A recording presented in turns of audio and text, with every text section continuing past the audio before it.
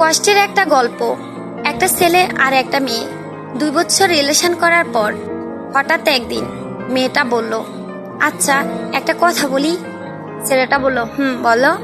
মেয়েটা বলল, রাগ করবে না তো? ছেলেটা বলল, না।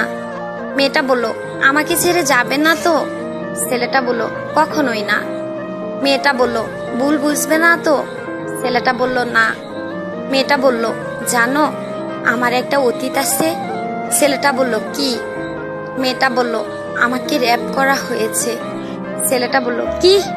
মেয়েটা কেঁদে কেঁদে বলল, এবার তুমি আমায় খারাপ ভেবে হয়তো আমাকে ছেড়ে চলে যাবে।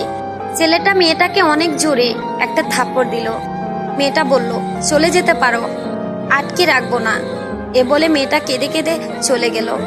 কিছুদিন পর হঠাৎ একদিন ছেলেটি মেয়েটিকে ফোন করে। মেয়ে বলল, হ্যালো। ছেলে বলল, একটু দেখা করবে? মেয়ে বলল, কোথায়? ছেলে বলল, আমরা যেখানে দেখা করতাম।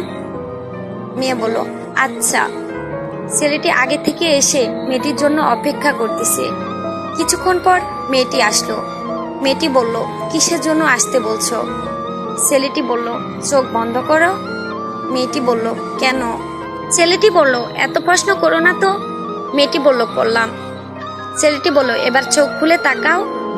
মেয়ে চোখ খুলে দেখে যে ছেলের বাবা মা আসছে। মেয়ে তো অবাক।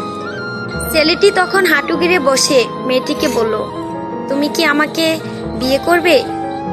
মেয়েটি বলল, তখন ছেলেটি বলল, আমি তোমাকে ভালোবাসি, তোমার অতীতকে না। তারপর ছেলে ও মেয়ে বাবা মার ইচ্ছেতে বিয়ে হয়।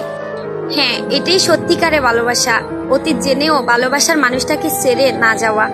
আসলে গল্পটা শুনে বুঝতে পারলাম সব ছেলে এক হয় না, এবং তার পরিবারও না। ভালোবাসা সুন্দর যদি মন থেকে ভালোবাসতে জানে। হ্যাঁ বোন, মন থেকে ভালোবাসো।